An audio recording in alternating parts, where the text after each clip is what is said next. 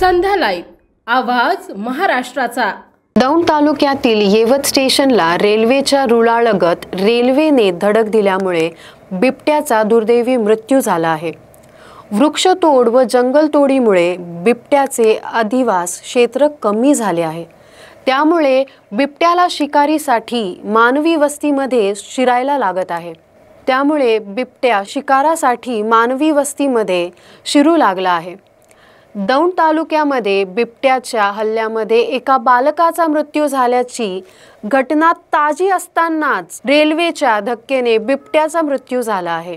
Railway रुळालगत शिकारीचा पाठलाग करताना पुण्याहून सोलापूरकडे जाणाऱ्या एक्सप्रेस गाडीने बिबट्याला धडक दिली। ही धडक इतकी जोरदार होती की बिबट्याचे 2 तुकडे झाले। येवत रेल्वे स्टेशनने प्रबंधक ही घटना वन विभागाला कळवली। त्याच्यानंतर वन विभागाचे कार्यतत्पर वनरक्षक शिवकुमार बोंबळे घटनास्थळी दाखल झाले व सदर घटनेचा पंचनामा केला।